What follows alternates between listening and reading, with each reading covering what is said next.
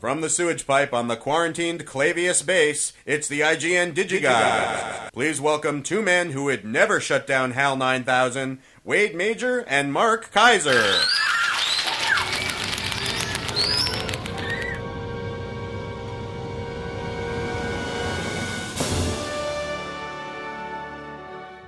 Oh, there we go. Lawrence of Arabia, David Lean, and Stanley Kubrick. In one reference, Corey? That was written by Lenny Timmons. Take a stress pill, Lenny. Lenny, of course, just provided us the Kubrick reference, and it just happened to coincide on the week that we are going to talk about. Look, it's not a spoiler. This is the week that the long-anticipated Big Mambo Mega Lawrence of Arabia Blu-ray set is released. The 50th anniversary. Epic. Wade slap that thing down. It's just on the table, and it is. You want to put a frame around it. You really do. It is. Look, we'll talk about this in just a moment, but I am going to say without any reservations whatsoever at the top of the show that we have a new standard as far as Blu-ray picture quality is concerned. The Lawrence of Arabia Blu-ray is beyond compare. It trashes everything else that's ever been done. It is magnificent. It is simply the new standard in Blu-ray. Audio, we're going to have a little thing to say about that later. I think there are some potential issues with the audio, but we'll talk about that. But first off, in just some general movie news, how about that Skyfall?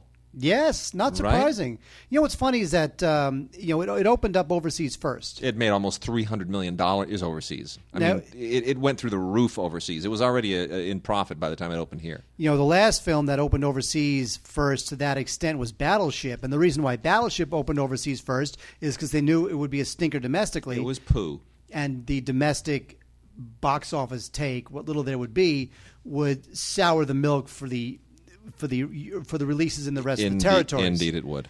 But with Skyfall, different story. Different story entirely. First of all, James Bond is a British creation. Well, yeah, and you know, there's a following for the Bond films overseas that is sufficient that you don't need to play that game where we're going to release it first in the United States and then we're going to we're going to ramp up interest and then it'll be a real hype and expectations. You don't need that with the Bond series. Like, there's already the expectation. It's James Bond. Everybody knows the drill. So you don't need to play that game, which they always do with American films, and they have reaped the benefits and a mighty bounty. Yeah, it's great. It's a great film. I really thoroughly, everybody knocked out of the park. Absolutely. Thoroughly enjoyed it. Mark, any other news before we dive into Lawrence? Why do you always ask me that? I don't know. Maybe you heard something. You heard a rumor. Because, Justin Bieber and Selena Gomez broke up. That ruined my whole week. Could I say that? That ruined my whole week. I'll be honest with you. Yes. I've never heard a Justin Bieber song in my life, and I'm not quite sure who Selena Gomez is.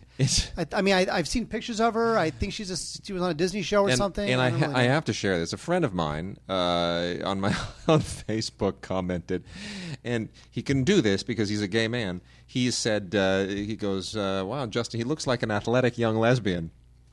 I thought that was one of the funniest things I've read all week. All right, wait, here's the thing. Yes. There is something I wanted to bring up with you. Yes. Now, you know how Django...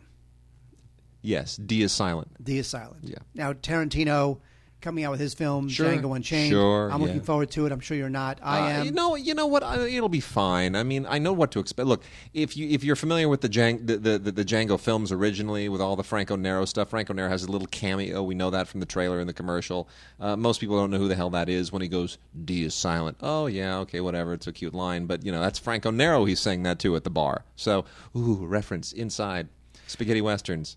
Well, here's Big the thing. deal. I get it. I've seen them. I know the drill. I know how the movie's going to be. I know what to expect. Django on Blu-ray. Yes. I would like it. You would like it. Sure. Not available. I know. But hang on. Yes. Things are about to change. Okay. Now, there's an independent distributor in Britain, Argent Films, and they are going to release Django on Blu-ray on January 21st. Now, I don't know what print they're working off of, whether it's going to, be a print that is really worth a darn. But the fact is, also, I'm not really sure where the transfer house is, who the transfer monkey is. Have no idea. This could be the worst print and the worst transfer in the world. However, yes. However, on January 21st, Finally there will be Django on Blu-ray. All right. And I am looking forward to that. Okay. I am too. Because it's going to include a interview with Franco Nero. Not that Franco Nero is hard to find. No. Because they'll talk about the film at the drop of a hat. And also an introduction by Alex Cox, which is interesting. Which is, Alex, boy, that's a subject for another show entirely. We'll have a special show dedicated to what happened to Alex Cox's career. I know. Let's dedicate a whole special show to that. Because we could fill an hour of that easily. You know what? It's funny. For every minute we spent talking about what happened to Alex Cox's career, we would lose 10 listeners. And down it would go. All right. So, you know what? Here we go. We're going to talk about Lawrence. Now, first of all, you can get this in the 2-disc Blu-ray, which is lovely. Exactly the same 2 discs, the same movie disc, and the same extras disc that you get in the big Mondo set. But the Mondo set also has a 3rd disc with other extras on it, which includes the balcony scene. And it also includes a CD with additional soundtrack music never before released. And a lot of other good stuff. But I want to say this. What? Go. Before we get into all the goodies, the transfer itself is just spectacular. It is an absolutely beautiful transfer. Now, the movie itself has all kinds of scenes where there's more grain. Like Mark and I were watching it a little bit before the show, and for example, the scene where Gassim is lost in the desert, right? He's fallen off of his camel because he was too tired, and Lawrence goes back to save him. And when Gassim's walking across, it's a great shot. It's a wonderful shot of the sun just starting to rise. And later you get a kind of a close-up shot of the rising sun, very grainy, because it's a bright shot. You have to switch to a film stock that won't completely blow out. And, you get a lot of noise, a lot of grain. So, I mean, yeah, there are moments where the actual grain of the film, even though it's 70 millimeter, you do still get some grain. You do still get a little bit of original film noise. But it's all inherited from the material. It's inherited from the elements. So, that being said, just an absolutely spectacular transfer. They really went above and beyond. Everything you're supposed to do with a digital transfer and everything you're not supposed to do, they didn't do. So it is meticulous. It is beautiful. It's the movie the way that it was meant to be seen. And my only possible issue is with the audio, which is a little weird because you get Dolby 5.1 and DTS 5.1 lossless. But it on my system at least, it seemed to be a little tinny. Just a little bit tinny. We listened to it on my system. It seemed fine. It was fine. It did seem fine. So it could be a matter of doing some system adjustments or whatever. But that's me being super persnickety. So let's talk about what this set is like. I have to say, while you open that thing up, you have to really hand it to the studio, because this movie had to set the tone in terms of Blu-ray transfers. It has this to. This is the crown jewel of gorgeous, epic 70 millimeter films. If they shanked this, there'd be no shame. They're Sony. They invented Blu-ray. They have to say, you know what, the most precious film in our library is Lawrence of Arabia. It is the standard against which all movies are measured, against which all 70 millimeter photography is measured. If you can't show what digital can do with this movie, then no one will trust digital. I mean, this was a chance to really, really showcase the technology. Yes, and they did. They knocked it out of the park. Did they ever? So here's what you get. It's a great big friggin' square box that will not fit on your shelf. It belongs with your coffee table books, not with your other Blu-rays. Get that straight. This is a coffee table Blu-ray set. That's where this belongs. It's a showpiece. You take off the little plastic sleeve that says 50th Anniversary Limited Edition Lawrence of Arabia. It's a little plastic sleeve. And the nice thing is, you know those leaves that are usually stuck onto the backs of special edition sets that have all the stuff that's in them? Yes. And they're usually stuck on with some kind of little kind of rubberized glue thing. Right. And you peel them off, and then you want to keep it, but you don't know where to put it because it's loose. Don't need to worry. It's all printed on the sleeve. So the plastic sleeve has all that stuff. So there you go. And then you have this beautiful cardboard kind of cardstock thing that's like a frame, right? It's a sleeve. And you pull the sleeve off. Oh my gosh, look how beautiful that is. And the picture, the artwork, the Lawrence of Arabia artwork, is part of a book. And you pull on the little tab, and look, you got this special book. Mark, tell the people about the book. Actually, the book is almost a coffee table book in itself. That's what I'm saying. This is for the coffee table. Now, normally I would say it's about the size of a record album, but I have a feeling that no one's going to know what a record album is. So let's just say it's big. You mean like a phonograph? Like a phonograph.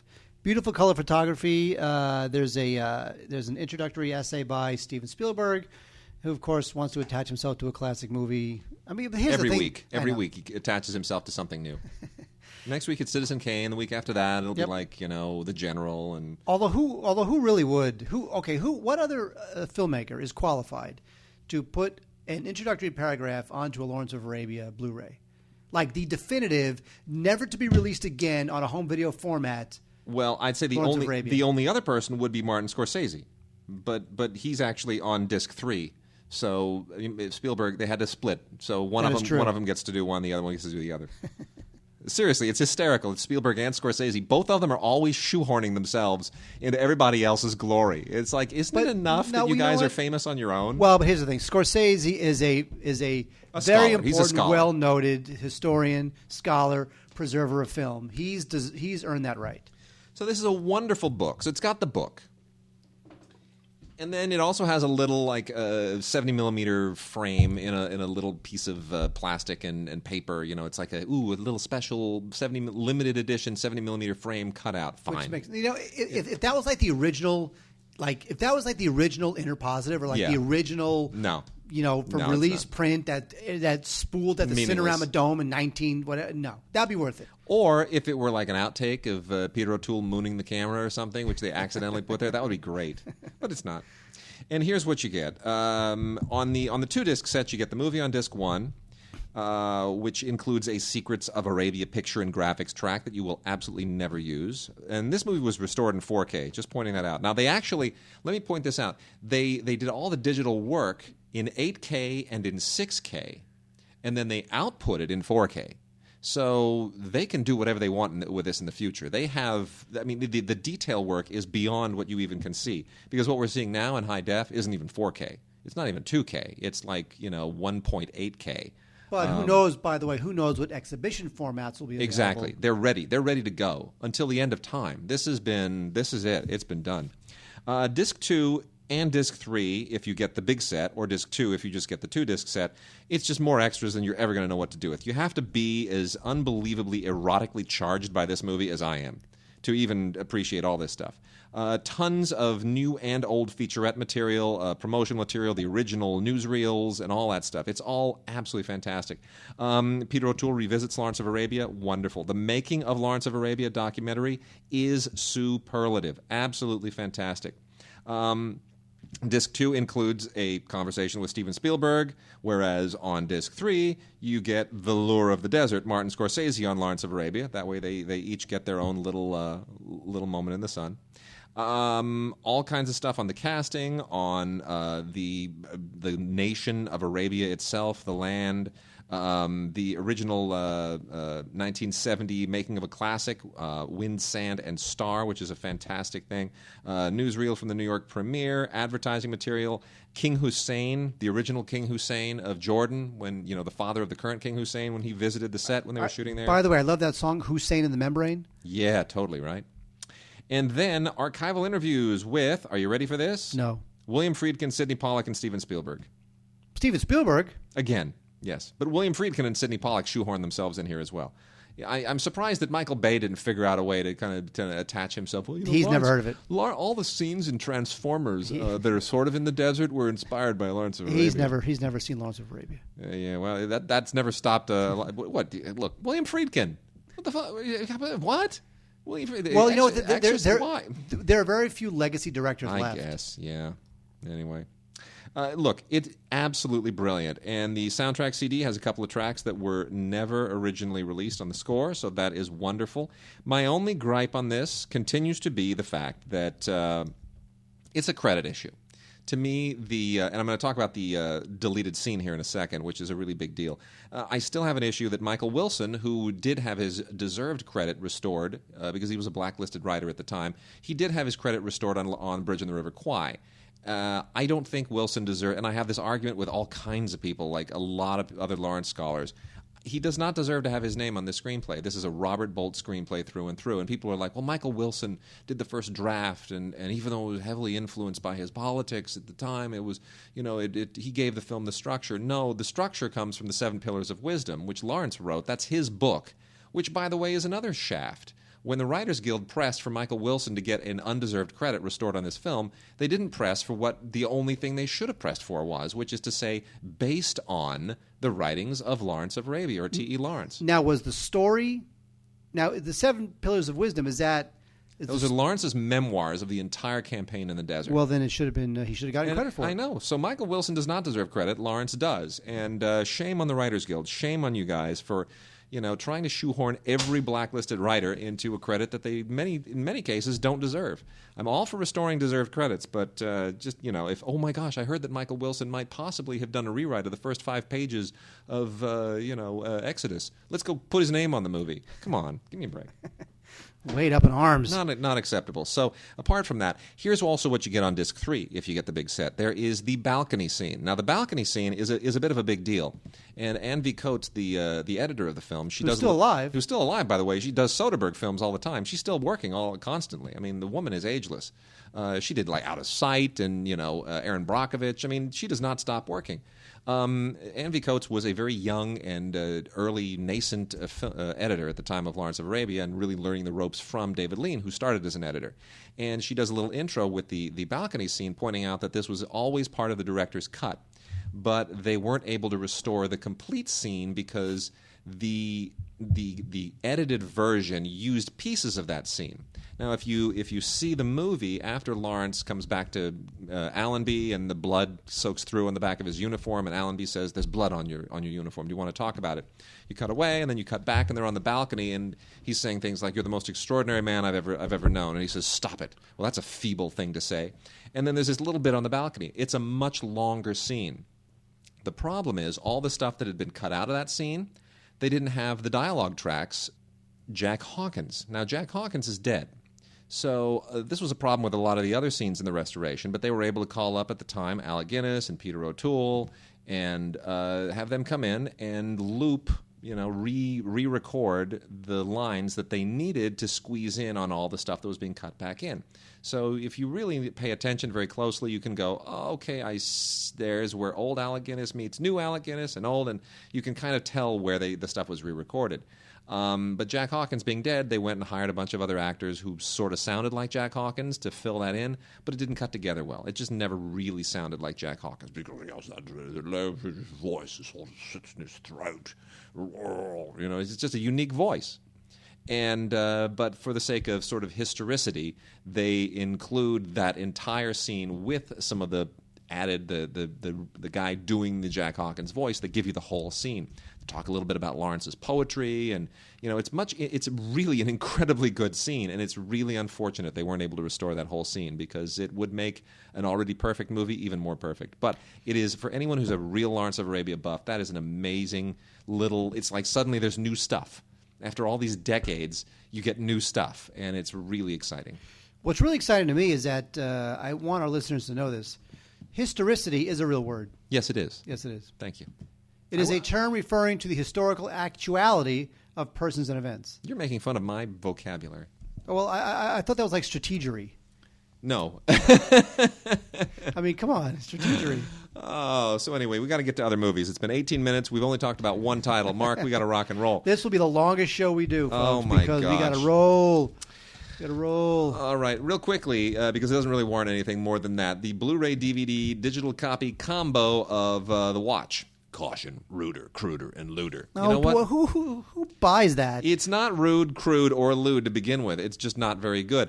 This movie looked promising because it had Vince Vaughn and Ben Stiller and Jonah Hill and Richard Ayoade. Now, Richard Ayoade, by the way, is not just a British comic and very good actor. He's also an unbelievably good director. He directed the movie Submarine last year, which is freaking brilliant. One of my favorite films from last year. So if you look at that guy and go, who is that guy with the fro over there with the 3 actors that I recognize? He's awesome. But the movie is not. It's just silly. It's about and this was originally called Neighborhood Watch, and then after what's his face down there in Florida, that's right. Florida, that whole shooting thing. That's right. He was a Neighborhood Watch captain. They flipped out over at 20th Century Fox and changed the title to The Watch. Basically, he's a bunch of Neighborhood Watch guys who take on aliens. Whatever. You know what? This is just terrible. It's a terrible movie. Why take on aliens? Like, what does that have to do with any? You know what? Nothing. It's just one of those like weird corporate boardroom decisions that's not made based on creativity. I was just talking to a friend today who pitches a lot to the studios, and it's funny because he pitched. Well, he actually went in on a meeting on a project that another friend of ours, yours and mine, also went and took a meeting on, and I have now heard from both of them. as to what insanity was actually surrounding that project from this particular studio. I will tell you afterwards because I'll get us all in trouble if I mention it on the show. It's unbelievable. This is two people who took a meeting on the same project to write it and both walked out with the same impression, which was they have no idea what they're doing. On the watch. No, not the watch. A different project. Project, same studio. No, not the same studio. But it's just they could not believe. All the studios have the same problem. Their development departments. They're all insane.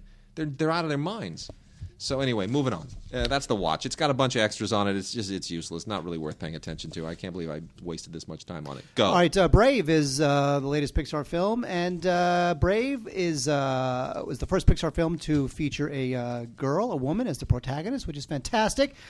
It was also sort of the first Pixar film directed by a woman, and I noticed on the Blu-ray there is a co-director credit, Mark Andrews and Brenda Chapman. Now, actually, Brenda Chapman got fired a bit of the way through the film and was replaced by Mark Andrews. And it's really sad because she was, at the time, and is still, with her remaining credit on this, the first ever woman to direct an animated film in Hollywood.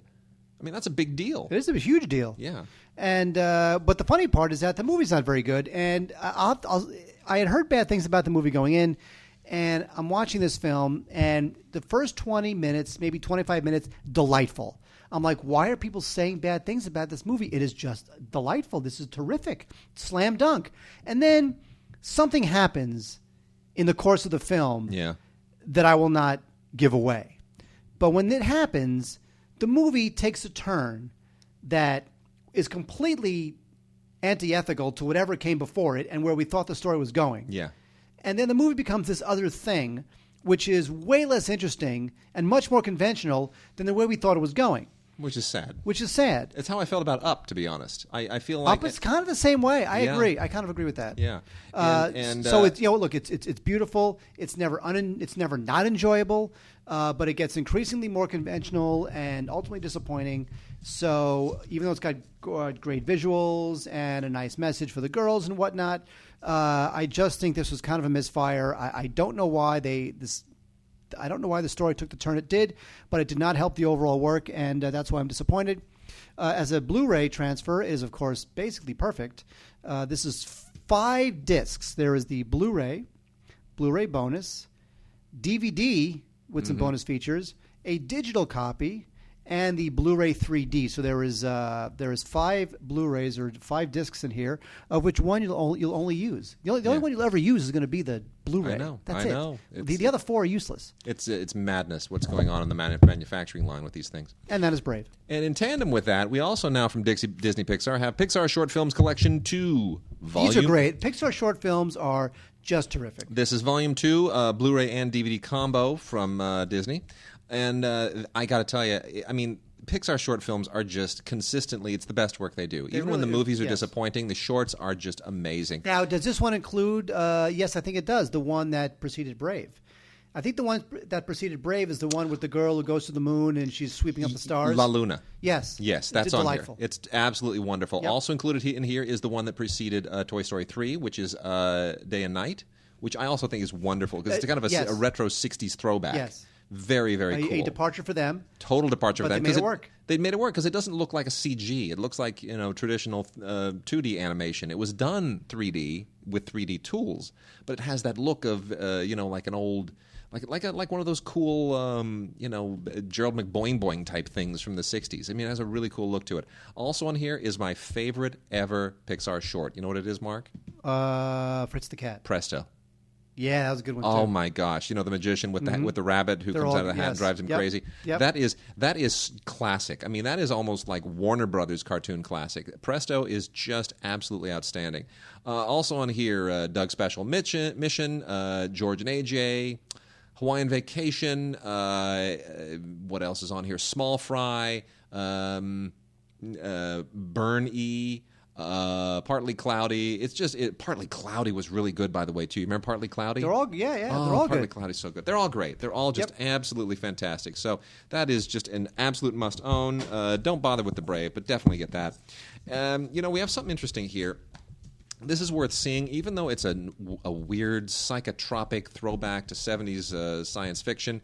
that makes absolutely no sense. Stylistically, it's really interesting, and I really want to give the guy the benefit of the doubt. Beyond the Black Rainbow is a movie we talked about briefly, I think, some months ago. It's just this weird, trippy-looking thing, directed by... written and directed by, actually, I should say, Panos Cosmatos, who is George Pan Cosmatos' son. Now, George Cosmatos, who, of course, did, Rambo and lots of other really stupid action movies. His son, Panos, is a pretty talented guy, and he really has this bizarre grasp of how to make things look just referentially cool and retro. I mean, this sort of belongs to somewhere between, like, Clockwork Orange and Soylent Green, and it's that whole kind of a scene. It's really, really bizarre. It is. It's tough to tell you exactly what it's about. It's a captivity narrative.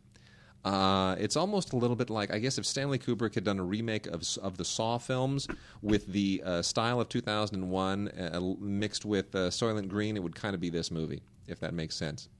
Anyway, it is a real throwback. It is really cool. It is not all that accessible. It's just very, very weird and interior, but it's really well done. And I think Cosmatos, if people can get past the fact that this film is very difficult to access and kind of stylistic overkill, I think he's worth giving some interesting work to. Really, I want to see what he does with somebody else's script and different material.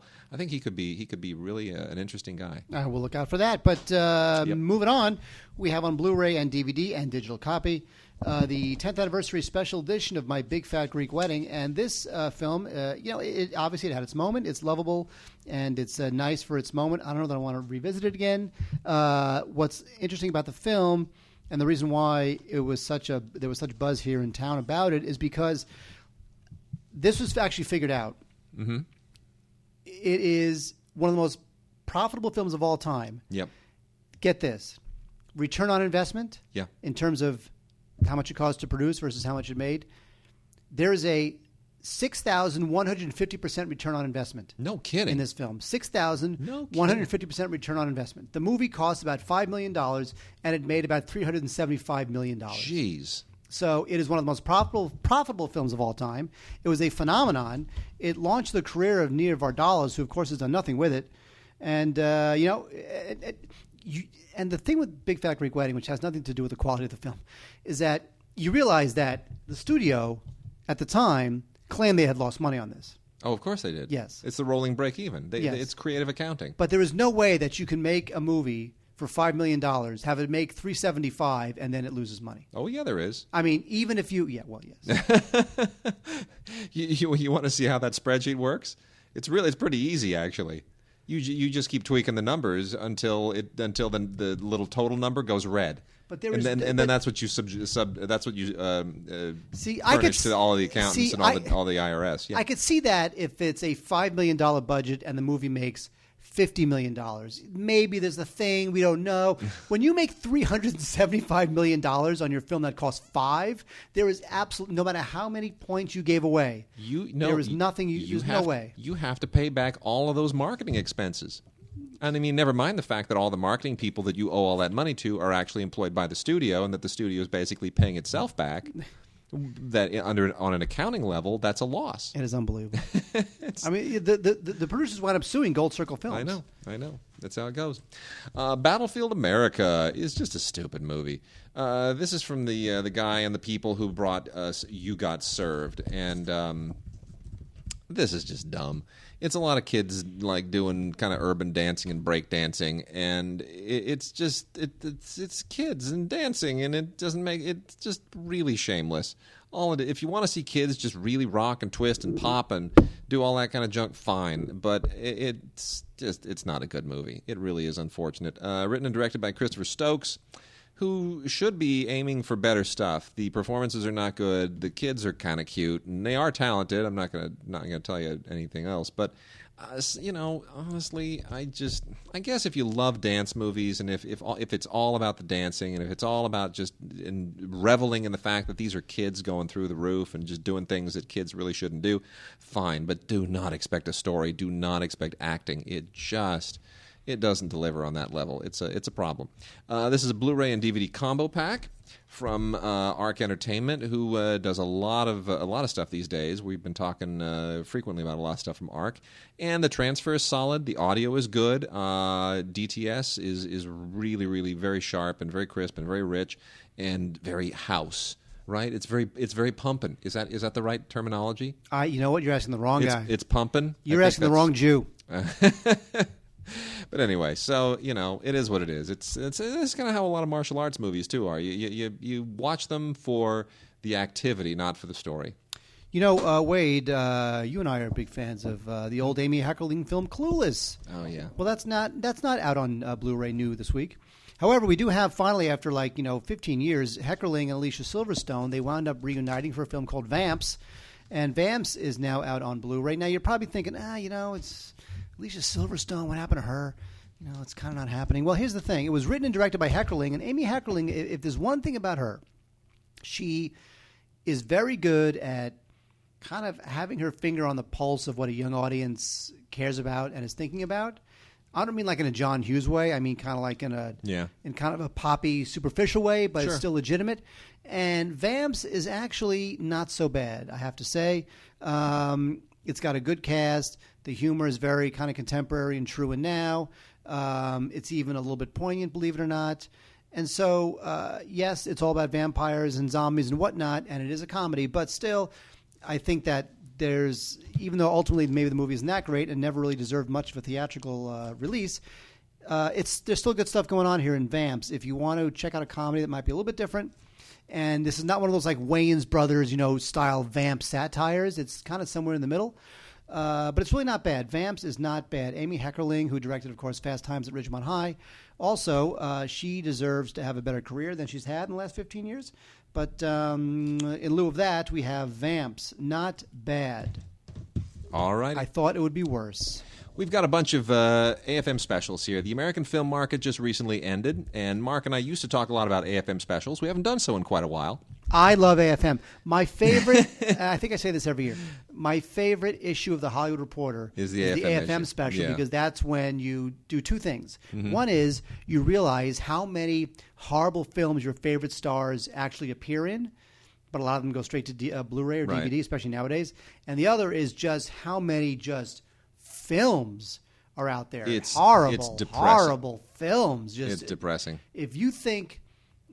how many films open up in your neighborhood? Whatever, like 5 a week, 7 a week, whatever it is. Times 10, there's a film coming out somewhere that most likely sucks. Yep, true. And they're all for sale at AFM. Well, here are 3 films that are, I would say, on the top tier of what we would call AFM specials. Usually the stuff over there, it's like trauma stuff. It's, kickboxers and strippers and zombies and kickboxers, and there's no end to it. We've got Steven Seagal, who has finally fallen down to the AFM level. He's finally relegated. It's like, you know what, this is where I belong. Good, congratulations. Steven Seagal and Steve Austin, the wrestler, in Maximum Conviction. Don't you love how they come up with these names? It's never like Steven Seagal and Steve Austin in Daisies for Your Grandmother. You know what? No. It's like here's the thing. I think the same thing about cable news shows. Whenever there's a new cable news show like on CNN, they always try to think of that like electric contemporary now title for it. Yeah. I don't know what they call it. Deadline. Yeah. With Aaron Burnett. Yeah. Or In the Know. They always try to come up with some news cliche to make their show seem like it's the same thing with these action films. Yeah. Maximum Bullet. Maximum Conviction. Velocity Insanity. I love it. It's Maximum Conviction, and the tagline is Maximum Security, Maximum Firepower. Essentially, this is just a lot of shooting in a prison. There's some special forces guys who have to go mano-a-mano with a bunch of terrorists and mercenaries who are trying to extract some high-security prisoners from this prison. So it's a lot of firepower in a prison. Whatever. You get some behind-the-scenes stuff and some promo interview stuff from the EPK. It's on Blu-ray and DVD combo pack. It's just a lot of AFM shooting and blowing stuff up, and they cut their corners pretty well. It looks like a more expensive movie than it really is, but it's not very good. Then Jeffrey Dean Morgan, who almost had a real career transitioning from his amazing cameo on TV's Grey's Anatomy for a few episodes to what was supposed to be a role in the superhero film, the thing. Star Wars? No, the one where the Zack Snyder thing with Watchmen. The Watchmen. Yeah, he was supposed to be a big deal in the Watchmen, and that didn't pan out. So anyway, now he's doing straight to video stuff and trying to pull his way out of that. This is called The Courier. I kind of like him. That guy could be like. He's great. Yeah, I like him. I like him a lot. I'm surprised he never went anywhere. Well, I could see him doing all of those like George Clooney type, not that he's as handsome as George Clooney, but all those like George Clooney type thriller movies. Absolutely. Like The Peacemaker and what's some other crappy George Clooney thriller, whatever. I can see him doing a lot of those. Yeah. A-list, big star thrillers. He can probably still get there. He's very good in this. The movie's not very good, but he's good in it. The Courier with Josie Ho, Till Schweiger, who does a lot of these things as well. He's always the German guy. Till Schweiger's like the new Dolph Lundgren. And Mickey Rourke, who always seems to show up in pretty much anything that'll give him a paycheck. And this is from Academy Award-winning director Hani Abu Assad. I don't know why they keep. I have never figured out what Hani Abu Assad won his Oscar for, but I guarantee it was probably short film. It's always short film. Like he probably won he probably won like some student Oscar, like 35 years ago. Well, all he does is schlock now. Anyway, Miguel Ferrer is in this too, by the way. Miguel Ferrer is terrific. I always love Miguel Ferrer all the way back to RoboCop, right? Yeah. He's the best. Anyway, Traffic too. Jeffrey Dean Morgan. He's supposed to deliver a briefcase. It's just a job. It's just a courier job, and supposed to get paid $1 million. And otherwise, we're gonna kill your family. But of course, all hell breaks loose, and as it naturally does, because you never know what's in the briefcase, and something very problematic. It's a Blu-ray. It's well done. Not a good movie, but Jeffrey Dean Morgan is good in it. Then we've also got The Barons with Stephen Moyer and Mia Kirshner, and this is just silly, but it's a DVD Blu-ray combo pack for a horror movie of this type. This is from Anchor Bay, who, when they do horror, Anchor Bay does a pretty good job of it. The idea here is that there's some kind of a demon from hell known as the Jersey Devil, and I always thought that was one of the cast members from Jersey Shore. Turns out it's not, actually. The people from Jersey Shore are worse than the Jersey Devil. There is nobody worse than the cast of Jersey Shore. That's true. Anyway, a bunch of people go camping in the Barrens, a wooded area known as the Barrens, and turns out this Jersey Devil thing has been lurking there for a long time. People, isolated, woods, evil demon. It writes itself, doesn't it? I mean, it's a pitch that makes sense, doesn't it? It's just it's a fantastic thing. And then we also have a weird little. This is a peculiar film that I don't quite know how to. I don't know how to sort of address this. It's called La Pastorella, the Shepherd's Tale. Now, I am a big fan of Luis Valdez. I think Luis Valdez is a very, very talented filmmaker. He did La Bamba and he did Selena. What happened to that guy? He's a really, really. I mean, La Bamba's a great movie. This was done for PBS, and it's this weird musical kind of. It's like this Hispanic musical thing about the journey of the shepherds to see Jesus in Jerusalem, and it's very odd, and it's got this whole kind of mythical. Latin American take on it, and maybe if you're like Mexican or Costa Rican or something, you kind of can vibe to this aesthetic. I just don't get it. It's just very odd, and I don't know what to make of it. I really don't. This was done in 1991. This is the first time on DVD. That should tell you something right there. And, it's got a lot of names in it. I mean, it's got Linda Ronstadt and Cheech and Paul Cheech Marin, of Cheech and Chong. Sure. Yeah, and Paul Rodriguez. I mean, it's, music and songs performed by Los Lobos, but it's just odd. It's really odd. I mean, I would cover it at Christmas time, but I'm not sure that really is going to fit in with all of our Christmas coverage because it's just so freaking odd. Wait, I can't believe in your AFM coverage you did not talk about Iron Sky. Well, because Iron Sky is like better than AFM.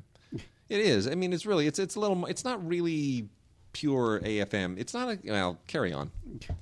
Iron Sky is it's a wild.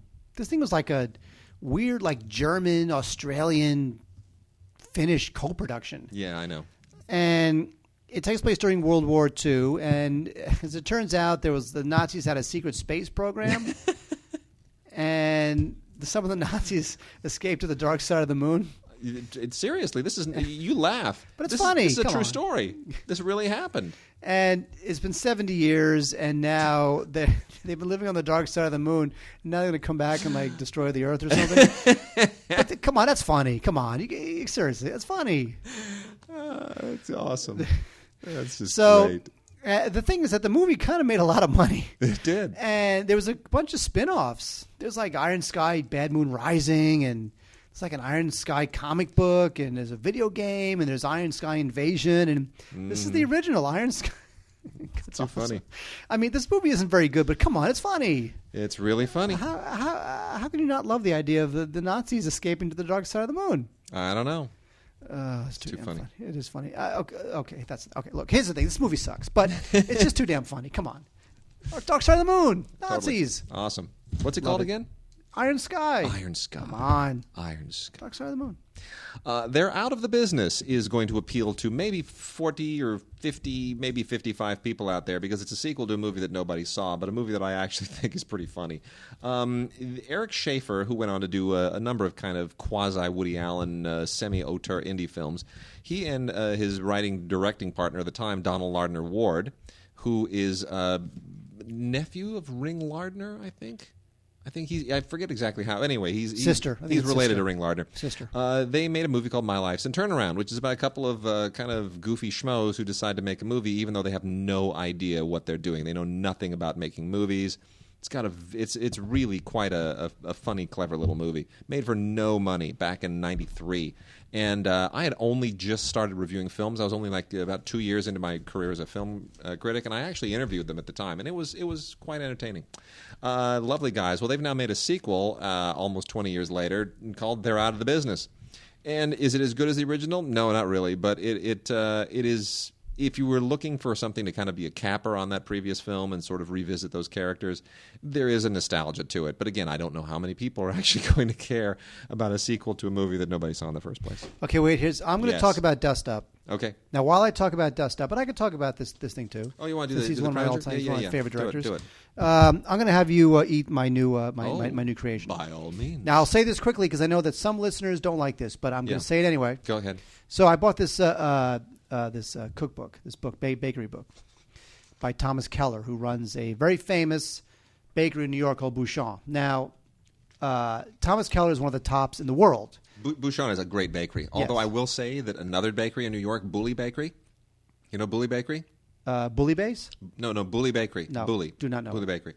Best croissants best pain au chocolat chocolate croissants in the world. Better than anything I've ever had in Paris. Really? I kid you not. Wow. Best that I've ever had. I will be in New York soon. I'll have to do that. Yep. Okay, so this is a pretty advanced book, and as you know, I'm not quite the most advanced baker ever, although I'm trying. Okay. So I bought this book. It was $50. This Bouchon book of Thomas Keller recipes, $50. All right. I bought it. Okay. Opened the thing up. Turns out, half the recipes you got to go to some like specialty market in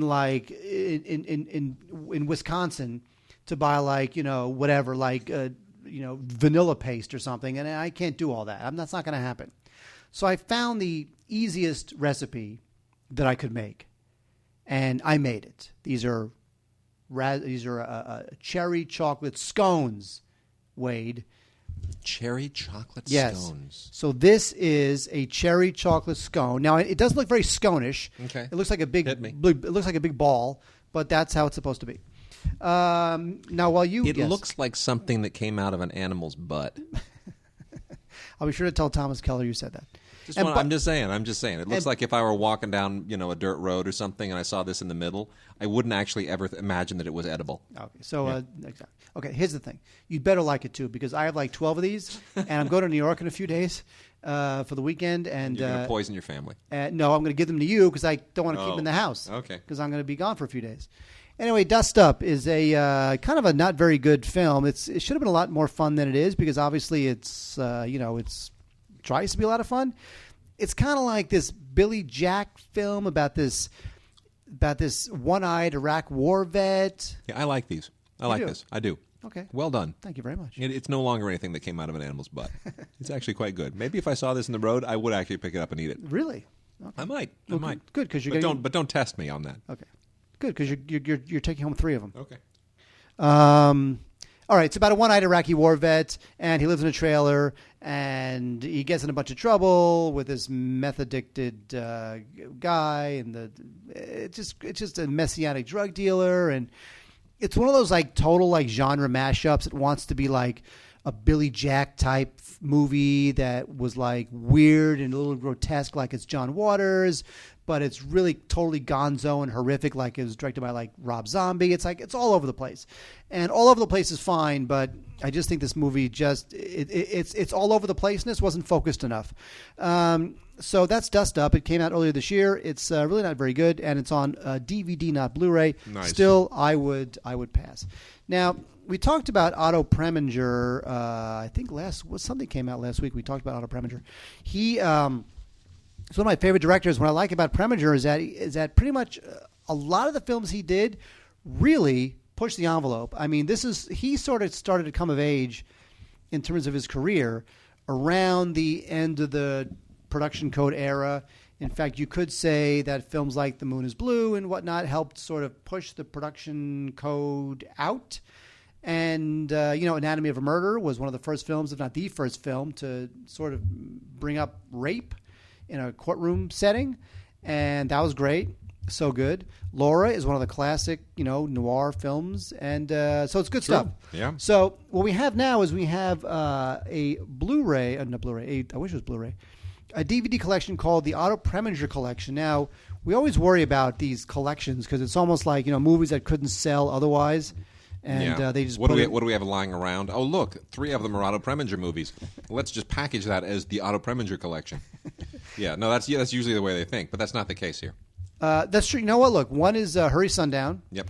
which is it's good. It's a drama set in the South, and Hurry Sundown is a film that Preminger purposely made to try to kind of break down racial taboos because it does take place in the South, and that's not bad. Skidoo is another film that is in this collection, and Skidoo is good too. It's my least favorite. It's kind of like it's supposed to be like a hip '60s comedy, and I don't know that Otto Preminger is really who I go to when I think of comedies, although it does have Jackie Gleason in it. And finally, we have Such Good Friends, which to me is kind of in the middle of the pack in terms of this lot. Not my favorites. Such Good Friends was from 1971, kind of one of the later films in his career. And, it's another comedy drama, and, it's not bad. So anyway, Hurry Sundown, very good. It's the one that's most Otto Preminger-ish, because it tries to break down taboos. Skidoo is a comedy that, again, Preminger, not my favorite comedy director. And Such Good Friends is okay. It's with Diane Cannon and James Coco. So if I were you, I would only check this out if you love Otto Preminger. Yeah. Otherwise, Anatomy of a Murder and Laura and whatever are much better. Anatomy of Murder. Oh, I used to love this. I love this movie. This thing is awesome. I'm gonna let you go off on that in a moment. Yeah. I'm going to go through a few indies here real quickly. These are some indie. I remember. Wait a minute. I still remember the scene when didn't Charles Durning play the president in this? Dude, let me just get these indies going. You're getting way off course. Awesome. All right, go talk about what. Okay, Salvation Boulevard is a little indie that does not work at all, but it's got a great cast. Pierce Brosnan plays this pastor who has certain indiscretions. Greg Kinnear, Mark's best friend of all time, is a follower, married to Jennifer Connelly, also a follower, who discovers these indiscretions, and it kind of pushes him into the arms of this wacky, like, Grateful Dead chick, played by Marissa Tomei. This is supposed to be a satire about, organized religion, or at least kind of televangelist-level organized religion based on a book by Larry Beinhart. It doesn't really work. It's well-meaning, but gee whiz, it just doesn't come together. It's all a script problem, a little bit of a directing problem. George Ratliff, who directed it, is actually a good director, but it just somehow it does not come together. Ratliff wrote the script with Doug Max Stone, and it just... It too many cooks in the kitchen, I guess, probably. Crazy Eyes. I've kind of been trying to figure out whether or not I really like Crazy Eyes. It's decently done, directed by a guy named Adam Sherman, who also co-wrote it. And it's one of those indies that I tend to describe as a navel-gazing pity party. They love these at film festivals because they're all about teen angst and youth angst and how miserable the world is, and everybody drinks and takes drugs and gets depressed, and they have existential crises, and they're all kind of the same. In this one, Lucas Haas, who has become one of those actors in these kinds of movies, is he's a Hollywood actor who's sort of got everything, but he's got an empty life and he parties too much. And sounds like me. And he's trying to become a better, sort of trying to become a better father to the daughter that he fathered from his ex-wife. And then there's this girl he nicknames Crazy Eyes, who it just drives him crazy, hence the name Crazy Eyes. And it's about sort of whether or not she's going to be able to, play a part in him becoming a better man. It's a lot of angst. Not much more. Jury's kind of out on it. I don't like it, but I certainly respect parts of it. Wes Bentley in Hirokin, The Last Samurai. This is a stupid movie.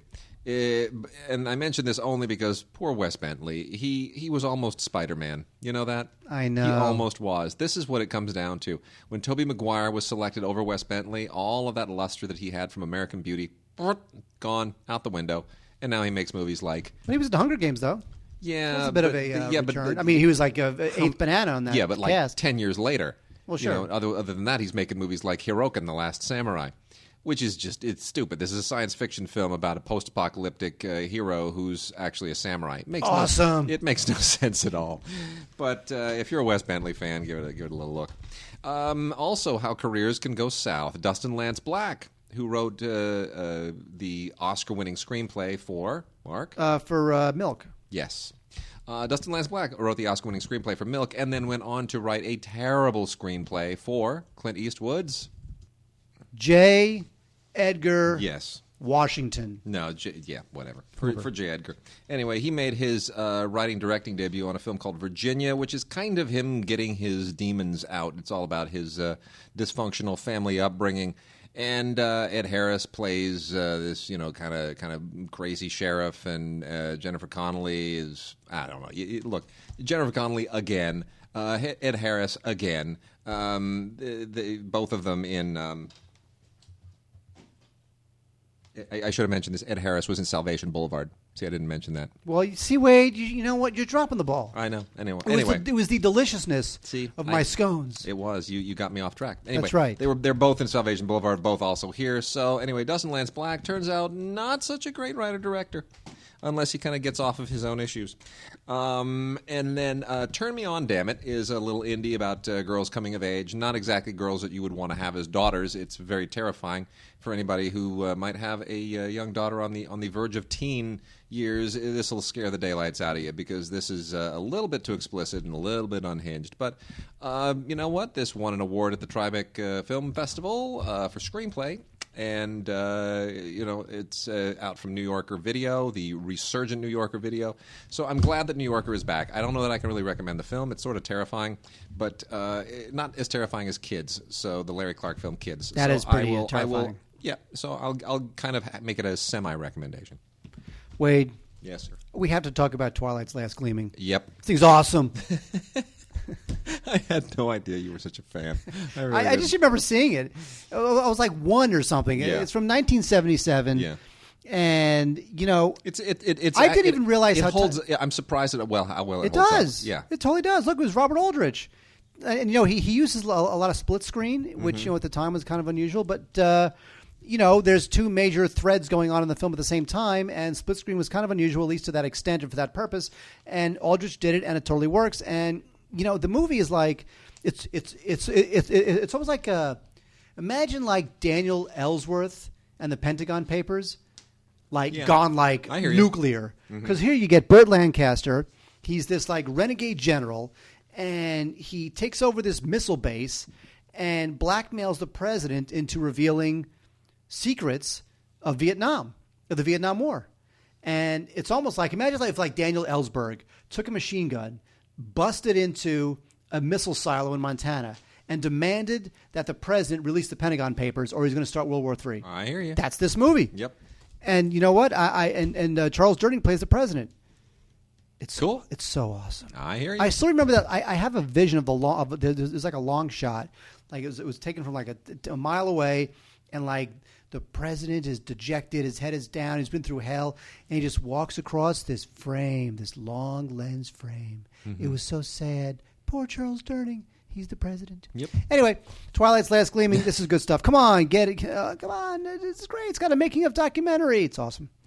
All right, we're gonna Mark. We're gonna revisit Otto Preminger again right now. We are. You thought we were done with Otto Preminger. We actually have a couple of Twilight Time releases. We love it when Twilight Time comes out with new movies. Twilight Time is one of those companies that licenses titles from the studios that they otherwise would do nothing with. So, in Olive being another one, we have to be grateful for them. And Twilight Time has a couple of great ones right here. Now, their stuff is only available at ScreenArchives.com. You're not going to find it on Amazon or anywhere else. ScreenArchives, plural.com. Can I find it on Amazon? No. And they only have 3,000 units available. So if you want it, get it quickly. Can I go to Amazon and get it? No. Got to go to ScreenArchives.com. The Preminger film actually here is Bonjour Tristesse, which means hello sadness. And this is a good movie. This is a great movie. Great movie. A lot of people actually think this is Preminger's very best film. I wouldn't necessarily agree. I think there are some better ones, but it's an awfully, awfully good one. And one of the best performances you will ever see from David Niven, because it's so, like, not characteristic. This is based on a novel by Françoise Sagan, that stars Jean Seberg as this young teenage girl who just wrecks her dad's love life. Frankly, that's all there is to it. And David Niven is the dad, and Deborah Carr is in it, and it's just got an amazing backdrop, beautifully shot in France. The cinematography is stunning, absolutely stunning. One of the most beautifully made films. And the Blu-ray is a dazzler. Twilight Time does not pull punches on this. They got this from Columbia. And Columbia, given what Sony did with Lawrence of Arabia, they should be grateful that that Twilight Time did such a great job with this, because otherwise the Columbia reputation might be sullied. Not at all. This is just tremendous. Saul Bass titles too. Yeah, really well, as Preminger often did. So this is a great, great movie. I cannot speak more highly of it. The Rains of Ranchipur is the other one. Well, probably a little bit less well-known, directed by Jean Negulescu or Jean Negulescu. This also has a very high-profile cast. Lana Turner, Richard Burton, and Fred McMurray. How about that? Huh? Mark? Yeah, how about that? How about them apples? Lana Turner, Richard Burton, and Fred McMurray. Just a wonderfully made period film from 1955 based on the Louis Bromfield novel that was previously made into The Rains Came in 1939. And this is just, fantastic, sweeping period melodrama set in India. It doesn't really look like India, to be honest. Like all the films from the 1950s, it still looks like a backlot. But it's just really great stuff. It's just, Fred McMurray pulls out all the stops, and Richard Burton is just big and larger than life, and Lana Turner is wonderful and lovable. And the emotions just completely overwhelm you. And the music, just the Hugo Friedhofer music, which you can listen to as an isolated track like you can on all of these Twilight Time releases, it explodes. And if you just want exotic Hollywood filmmaking from the 1950s to just drip all over you, you cannot do better. The transfer is fantastic. Beautiful Technicolor transfer onto Blu-ray from Twilight Time. Bravo. Could not hope for better. Look at you, Wade. Absolutely. You better believe it. You want to do this film noir thing? Yeah, do the film noir thing. Film noir is just awesome. Dark, just crazy shadows thrown 50 feet in the air, and innocent men who might be guilty, it turns out, and the dames who love them. Absolutely. And the bullets and I love that stuff. I do too. Now, there's a lot of film noir on Blu-ray and DVD already, so the film noir collection from the good folks at Olive Films, only really worth it if you're getting the good stuff. Are you getting the good stuff? Kind of. All of these are basically fine. Some I like more than others. There's four Blu-rays here. Now, Blu-ray is nice. They're doing this on Blu-ray, which is unusual because usually these collections are not on Blu-ray. They're on DVD. We have Union Station, which is good. It's a good film. It's got a good cast. William Holden's in it. Barry Fitzgerald's in it. That's a good one. I really like Dark City. Dark City's got a great cast. Charlton Heston, Ed Begley, Jack Webb and Harry Morgan are in this. I like the story of Dark City. I thought it was it's got those kind of noir complications that I always like. Appointment with Danger is pretty good too. That's with Alan Ladd. And the one I like the least, although it does have a great cast, is Rope of Sand with Burt Lancaster and Claude Rains, and also Paul Henreid from Casablanca. But this is none of these are bad films. Obviously, there are better noir films out there. But if you've seen all those, or you already have all those on Blu-ray already, and you want to kind of veg out, maybe you're got the day off, maybe you're nursing a cold, you want to pop some movies in. The Film Noir Collection of Volume 1 from Olive Films is a good place to start. Union Station, Appointment with Danger, my favorite of the lot, Dark City, and my least favorite of the lot, Rope of Sand. Check them out. Good stuff. All right, and we're going to wrap the show up. I'm gonna blow through a whole bunch of classic movies right here, Mark. I got a whole ton here, mostly from VCI, one of them from the Eclipse series, from Criterion. The Eclipse release is Eclipse. I can't believe we're up to 36. This just blows my mind. 3 wicked melodramas from Gainsborough Pictures. This is Eclipse Series 36. And here's what you get. You get The Man in Grey, Madonna of the Seven Moons, and The Wicked Lady. I know what you're asking yourself. What's Gainsborough Pictures, and what are these movies, and why should I care? Here's why. British movies, Gainsborough Pictures is one of those, we always hear about The Archers and Rank, which I'm going to talk about again in a second. In the 1940s, Gainsborough Pictures was very particularly focused on costume melodramas. And we're not terribly familiar with a lot of them here, but they pioneered the performances and the stardom of a number of major actors, and number one of them is James Mason in The Man in Grey. This was the movie that turned him into basically someone to be reckoned with, James Mason. With that voice that everyone likes to do badly. Don't make me do it. Don't make me do the name. Go ahead, do it. Do James Mason. Okay, do it. Come on, do it. Everybody just calm down. Okay. I know you hate when I do this. Yeah. But Wade said I can say, "This is James Mason." We're going to do it dueling James Masons. You are not Joe Pendleton. That's great. So anyway, this is historically very significant. Really 3 interesting films. I don't know how many films Gainsborough Pictures made altogether, but I love that Eclipse did that they kind of pulled that out of their hat. We also, from VCI. VCI has a whole series of films here that are worth making a quick mention of. The Nostalgia Film Factory series. This is Nostalgia Film Factory Presents. These are all bargain-priced classics. They've all been released before from public domain houses, but you can trust VCI a whole lot more than the others. They always get better elements and do better transfers. These include Edward G. Robinson, and by the way, all of these come with cartoons, short subjects, newsreels, so you have a full old school, old-fashioned night at the movies. So that's what they're trying to recreate. And these Nostalgia Factory films include Scarlet Street with Edgar G. Robinson, the very funny Inspector General with Danny Kaye, which is out there in like a million different releases, Most Dangerous Game, which is out in even more releases, Joel McRae and Fay Wray. You can't get more familiar than that. 3 Came Home with Claudette Colbert, which is, anything with Claudette Colbert is lovely. The Original Star is Born, Frederick March and Janet Gaynor.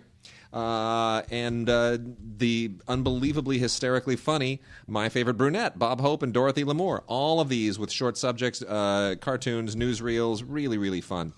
VCI has also released The Fighting Sullivans. Now, this has been out in a number of different public domain releases as well. This, I have to say, probably the best one I've seen. This is the story of basically the movie that they claim inspired Saving Private Ryan. But this is about 5 brothers who all died in World War II. It's so horribly tragic. And they died basically. This is what prompted the fact that nobody then would allow siblings to fight in the same units together. They started separating them up. They were all on the same ship. Just absolutely horrible. And then a bunch of stuff from the Rank collection, which is an ongoing effort that they have over at VCI with Rank Films in the UK. All those classic Rank films that were just so legendary in the 30s, 40s, 50s. This includes Caravan with Stuart Granger, who is just so young here. I'm accustomed to Stuart Granger with, gray hair. This is not that Stuart Granger. This is a great melodrama in Caravan. Then we also have In the Devil's Garden. In the Devil's Garden is a little more recent Rank film from 1971. It doesn't have the same classic veneer as all the others, but it's still part of the library. And if you're a Rank completist, probably worth checking out. That's from 1971. It's kind of a cheesy horror film. Stuart Granger, again, also shows up in Woman Hater, which is a pretty great romantic comedy, and he's pretty great in it. I'm surprised. This is from 1948. I'm not sure why he didn't sort of do more comedy. why he wasn't wackier, why he was also sort of the stiff upper crust Englishman and sort of so stern in all of his stuff. This is really pretty great screwball comedy stuff. Rome Express with Joan Barry, Donald Calthrop, Conrad Veidt, the great Conrad Veidt. This is from 1933 and not quite on par with Hitchcock's British films from the same era, but definitely inspired by them and certainly aspires to be like them. And this is worth checking out. I would say Rome Express. It's sort of in there with the like somewhere between Alfred Hitchcock and Agatha Christie. Anything, Lady Vanishes and Murder on the Orient Express. It's kind of caught somewhere between those two. And then lastly, what I think is one of the most underrated rank films ever made, Flame Over India, also known as The Northwest Frontier. This is a sensational film, a great performance by Lauren Bacall, and a great performance by Herbert Lom, beautifully photographed in CinemaScope.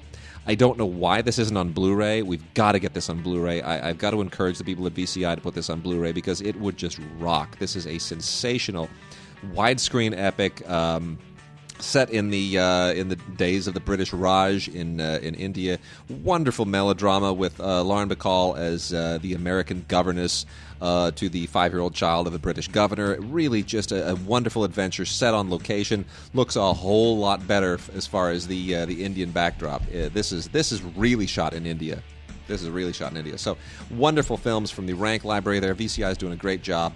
Got to applaud them for that. And with that, Mark, we are done. We do not have a date yet for our holiday gift show. We're just trying to assemble the last bits of titles that will comprise yet another spectacular holiday, Christmas and Hanukkah and Kwanzaa gift show.